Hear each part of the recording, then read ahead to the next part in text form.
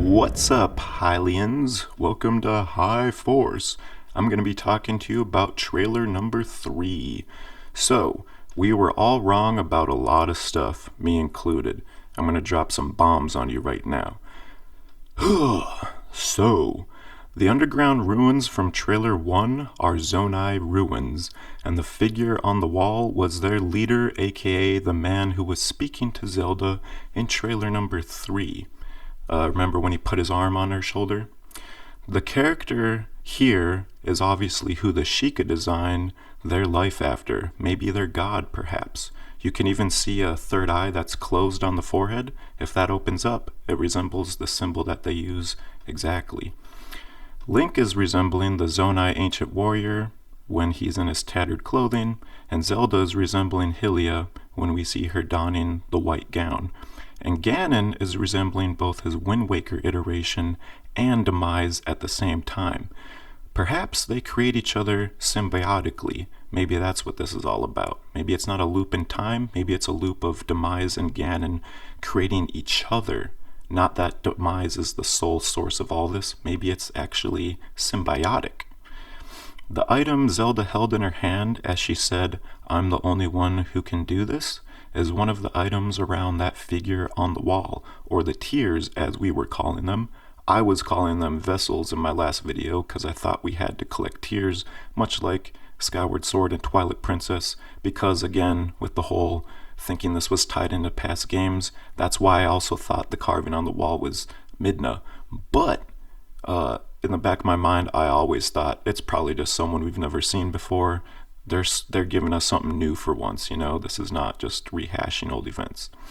We were also wrong about what Ganon this is. It's not Twilight Princess Ganon, it's Wind Waker Ganon.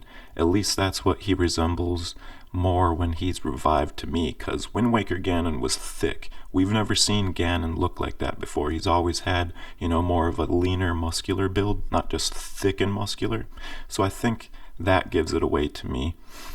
But then that leaves me to wonder about the hole on his chest that we saw in his, decrepit form.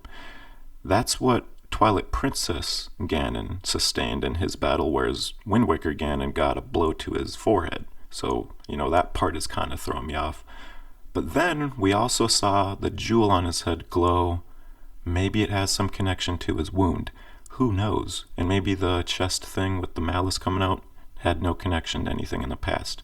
Also, the hand holding him down, clearly the same hand of the figure on the wall, which is the same person who was talking to Zelda when she was in her white gown and looked at that bead or that tear that is clearly in the shape of the things on the wall surrounding that guy. So you need 7 of those in the game. So, I also have this long-standing theory about time travel in this game, because for the longest time I couldn't put the connecting dots between the 2 character designs they have for Link that we see. I feel like when we see him with tattered long hair, this is us traveling to the past, hence all the ancient new things in this game. Zelda's character designs as well. She's becoming Hylia, perhaps, and Link is becoming the Zonai ancient warrior. And the figure on the wall I mentioned at the beginning, the man, he offers Link his power as his arm, and it's the exact same as what Link acquires. But you'll notice that there are clips where Link does not have that arm piece. I have additional evidence for this theory about time frame and flashbacks or time travel. The companions fighting alongside Link, that was what happened during the first calamity, did it not? And also the events here are big enough to qualify as a massive calamity, but the character we see here are surviving ones from Breath of the Wild, and when we see those scenes of teamwork, it's also the Link without the arm piece or tattered clothing, so we know it's current events right after Breath of the Wild, and thus suggests even more to me that there is an element of going into the past in this game, and maybe that's where Zelda ends up disappearing to, is in time, not a place. So we have to go search for her through the past, through portals, and becoming, I won't say too much. So seeing the fact that we will have help in battles, to me, I almost feel like that suggests online play perhaps. What do you guys think about that possibility? And one more thing I want to touch base on.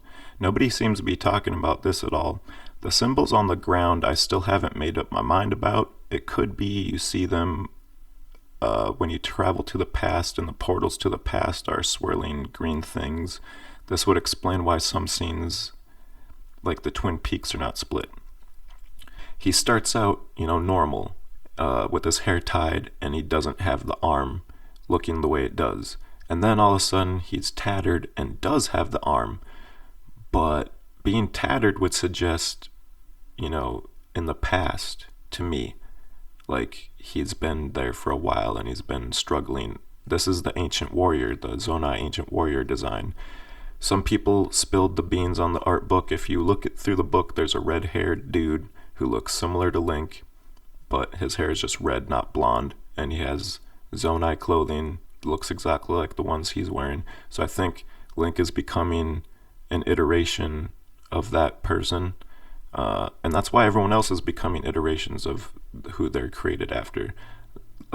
Zelda as Hylia, Link as the Zonai warrior, and Ganon as Demise, Anyways, guys, I don't like to drag things out too long, so I'm going to end it right there. Let me know what you think about these theories. Oh, and one last side note.